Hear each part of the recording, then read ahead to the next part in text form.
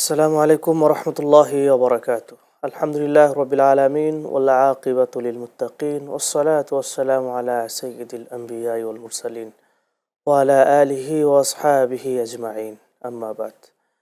দূরে কাছে বিশ্বজুড়ে এই মুহূর্তে পৃথিবীর যে প্রান্ত থেকে প্রিয় দর্শক আমাদেরকে দেখছেন, আপনাদের সকলকেই চ্যানেল এস এর বিশেষ আয়োজন সংযম ও শুদ্ধতায় মাহ রমজান এই অনুষ্ঠানের পক্ষ থেকে জানাই আন্তরিক মোবারকবাদ।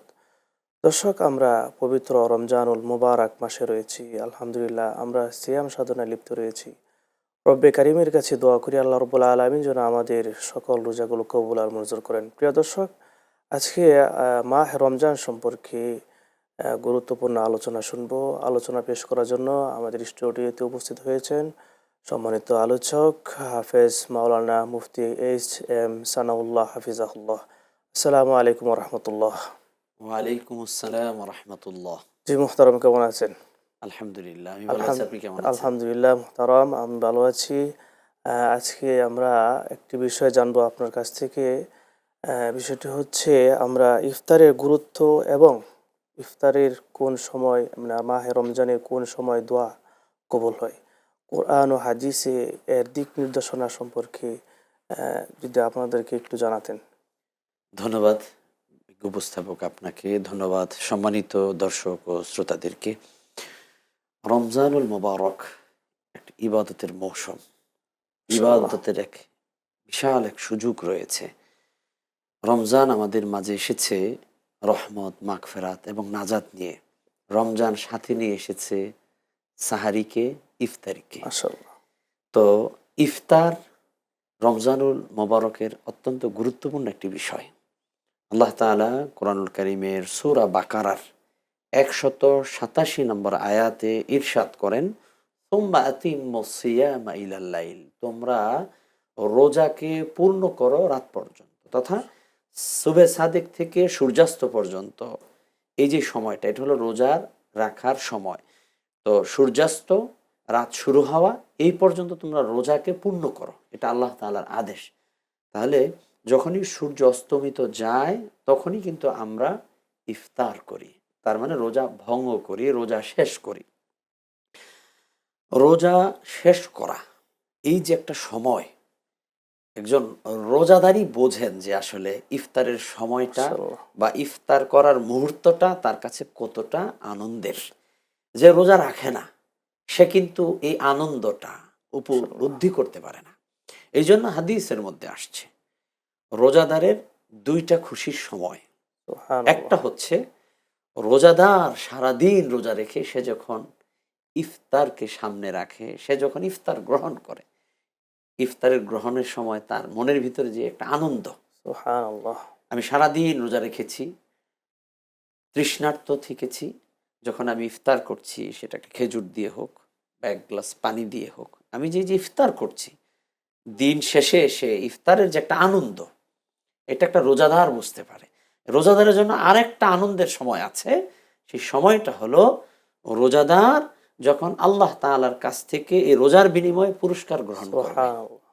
আল্লাহ নিজেই রোজাদারদেরকে যখন পুরস্কৃত করবেন, রোজাদাররা তখন খুশি হবে। তবে সেই খুশিটা, সেই আনন্দটা কত যে বরকতময় এবং কতটা যে আনন্দের হয়, সেটা যখন আমরা আল্লাহর কাছ থেকে পুরস্কার নিব তখন এটা উপলব্ধি করতে পারবো। তো রোজাদারের দুনিয়ার যে আনন্দটা, সেটা কি সারাদিন রোজা রাখার পর দিন শেষে এসে ইফতার করার মুহূর্তটা।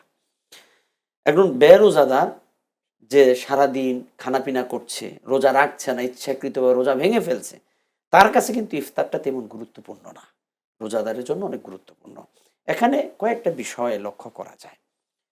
দেখুন, আমরা দিনভর রোজা রেখে ইফতারের সামনে, ইফতারি অনেক আছে সামনে,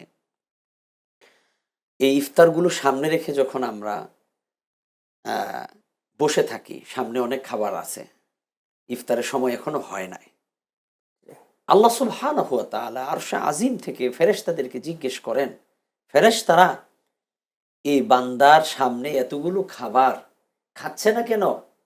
ফেরেশতারা বলেন, রব্বুল আলামিন, এরা তো আপনার বান্দা, আপনি আদেশ করেছেন নির্দিষ্ট সময় পর্যন্ত রোজা রাখতে, তারা রোজা পালন করছে, এখন ইফতারের সময় হয় নাই, আজান হয় নাই, সূর্য অস্তমিত যায় না, যার কারণে তারা ইফতার করছে না, পানীয় পান করছি না। কেন করছি না? আমরা আল্লাহকে ভয় করছি। একটা ছোট্ট বাচ্চাও জানে যে রোজা রেখে কিছু খাওয়া যায় না, খেলে রোজা ভেঙে যায়। ঘরের ভিতরে আপনি একা, আমি একা, আমরা চাইলে কিন্তু খেতে পারি, পান করতে পারি, তারপরও করা হচ্ছে না, কারণ আল্লাহর ভয়।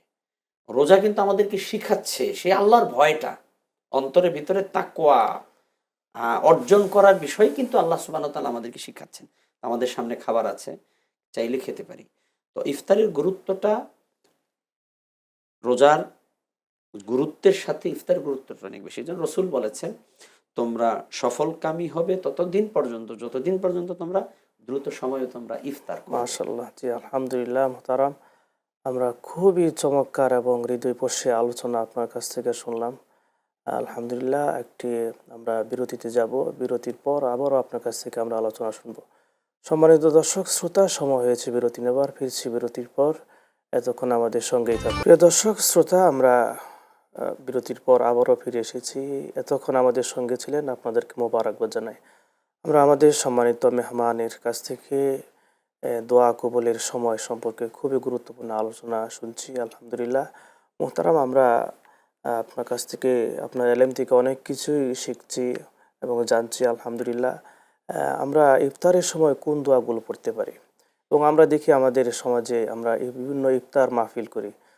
এটা ইসলামের দৃষ্টিতে কতটুকু সহিহ হচ্ছে কিনা যদি আমাদেরকে এ সম্পর্কে জানাতেন। জি, ধন্যবাদ আপনাকে। অত্যন্ত চমৎকার একটি বিষয় সম্পর্কে আপনি প্রশ্ন করেছেন। যে দেখুন, আল্লাহ রসুল সাল্লাল্লাহু আলাইহি সাল্লাম তার জীবনীতে প্রতিটা বিষয় আমাদের জন্য স্পষ্ট করে দিয়ে গেছেন। নবীজি সাল্লাল্লাহু আলাইহি সাল্লাম রমজানের গুরুত্ব, রমজানের বিশেষ করে রোজা অবস্থায় ইফতারের পূর্ব মুহূর্তের এই সময়টা নিয়ে আল্লাহ রসুল হাদিস বর্ণনা করেছেন। দোয়া কবুলের যতগুলো সময় আছে তার মধ্যে অন্যতম সময় হচ্ছে যে ইফতারের পূর্ব মুহূর্তে। ইফতারের পূর্ব মুহূর্তে বান্দা যা দোয়া করে আল্লাহ তাআলার দরবারে তা কবুল হয়ে যায়। সুবহানাল্লাহ। আমরা অনেক সময় ইফতারি রেডি করতে গিয়ে, আয়োজনটা অনেক বড় করতে গিয়ে আমরা কিন্তু সেই গুরুত্বপূর্ণ সময়টাকে হারিয়ে ফেলি।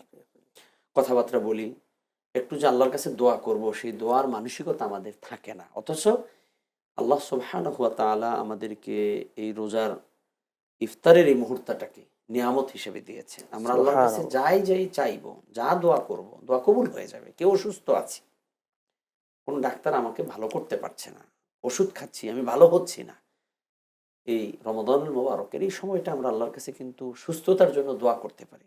ব্যবসা করছি, বরকত হচ্ছে না, আগাতে পারছি না, রমাদানুল মোবারকের ইফতারের পূর্ব মুহূর্তে দোয়া কবুল হয়। আমরা আল্লাহর কাছে কিন্তু দোয়া করতে পারি যে আল্লাহ, আমি চেষ্টা করছি, ব্যবসা করছি, কিন্তু আমি ব্যবসায় সফল হতে পারছি না, আল্লাহ আপনি সফলতা দিন। ছাত্ররা যারা পড়াশোনা করছে, সামনে বড় পরীক্ষা দিবে, পরীক্ষার সময় আসতেছে, হ্যাঁ, চাকরির জন্য পরীক্ষা, তো এই সময় আল্লাহর কাছে আমরা দোয়া করতে পারি যে আল্লাহ আপনি আমার জ্ঞানকে বাড়িয়ে দেন, আল্লাহ আপনি আমার এলেমকে বাড়িয়ে দেন। তো এইভাবে করে আমরা কিন্তু আল্লাহর কাছে দোয়া করতে পারি। মা বোনদের জন্য এই একটা বড় সুযোগ। যদিও মা বোনেরা ইফতারি রেডি করতে যায়া ব্যস্ত হয়ে পড়েন এই শেষ সময়ে এসে, আমি বলবো আমার ভাইদেরকে যে আমাদের মা বোনদেরকে বেশি ব্যস্ত করে দিবেন না। অনেক আইটেম দরকার নেই। আপনি ইফতারের পূর্ব মুহূর্তে আমাদের মা বোনদেরকে একটু দোয়া করার সুযোগ করে দিবেন। ইফতারি আপনি যদি একটু খেজুরের ব্যবস্থা করেন, একটু শরবত, সামান্য কিছু ফল ফ্রুট, তাই তো আমাদের জন্য এনাফ হয়ে যায়। এইটা করতে হবে, সেটা করতে হবে, ওটা করতে হবে, আমাদের মা বোনের তখন ব্যস্ত হয়ে পড়েন। তো আশা রাখবো যে এই বিষয়টা আমরা গুরুত্ব দিব। তো এই সময়টা যেহেতু দোয়া কবুল হয়, আর আল্লাহ তাআলাও বান্দার প্রতি এই সময়টায় রহমতের নজরে তাকান। আল্লাহ লক্ষ্য করেন যে বান্দা সামনে খাবার রেখেও সে খাবার ধরছে না, খাবার মুখে নিচ্ছে না, আল্লাহ তাআলা বান্দার প্রতি খুশি থাকেন। দ্বিতীয়ত যে বিষয়টি আপনি আমাকে বলতে বললেন যে ইফতার মাহফিল। ইফতার মাহফিল নিঃসন্দেহে একটি উত্তম কাজ। মানে মানুষকে ইফতার করানো এটা সওয়াবের কাজ। আমি ইফতার মাহফিলের মাধ্যমে কি করি? ইফতার মাহফিলের মাধ্যমে ১০ জন লোককে দাওয়াত দেই এবং সেখানে একটা ইফতারের অ্যারেঞ্জমেন্ট করি। তারপরে সবাইকে নিয়ে একটু দোয়া করি। তারপর সবাইকে ইফতার করানোর ব্যবস্থা, খাওয়া-দাওয়ার ব্যবস্থা। তো হাদিসের মধ্যে তো আসছে, নবী সাল্লাল্লাহু আলাইহি ওয়াসাল্লাম তো বলেছেন যে কেউ যদি একজন রোজাদারকে ইফতার করায়, রোজাদার সারাদিন রোজা রাখার মাধ্যমে যে সওয়াব পাবে, যিনি ইফতার করাচ্ছেন তার মাধ্যমে সমান সওয়াব সে পেয়ে যাবেন। সুবহানাল্লাহ। সুবহানাল্লাহ। আর এই ক্ষেত্রে রোজাদারের সওয়াব থেকে কিন্তু কোনো সওয়াব কমানো হবে না। এটা ভাবা হইতে পারে যে আমি আরেকজনের ইফতারিতে গেলে সে যদি আমাকে ইফতার করায় আমার রোজার সওয়াব মনে হয় সে পেয়ে যাবে, বিষয়টা এরকম না।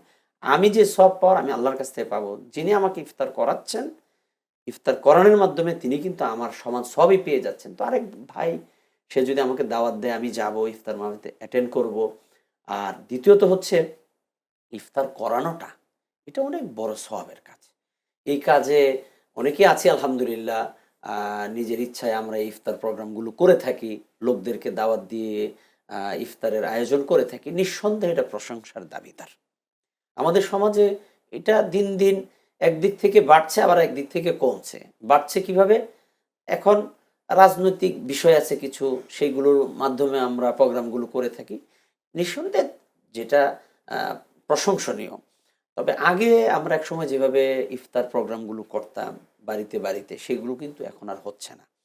তারপরেও আমরা বলবো ইফতার মাহফিল মাসে একদিন হলেও আমরা নিজেরা একটা প্রোগ্রাম করে সেখানে একত্রিত হয়ে নিজেদের মত বিনিময় করা এবং সবাইকে নিয়ে দোয়া করা, বিশেষ করে যারা কবরে চলে গেছেন কবরবাসীদের জন্য দোয়া করা। আমিন মোহতারাম, আমরা অনুষ্ঠানে একদম শেষ পর্যায়ে চলে এসেছি। আমরা এই পর্যায়ে বিদায় নিব। প্রিয় দর্শক শ্রোতা, আমরা অনুষ্ঠানের একদম শেষে রয়েছি। ইনশাল্লাহ আপনারা আমাদের সাথে এতক্ষণ ছিলেন, আপনাদেরকে মোবারকবাদ জানাই। আপনাদের সকলকে আগামী পর্ব দেখার আমন্ত্রণ জানিয়ে আজকের মতো এখানেই বিদায় নিচ্ছি। আসসালামু আলাইকুম ওয়া রাহমাতুল্লাহি ওয়া বারাকাতুহু।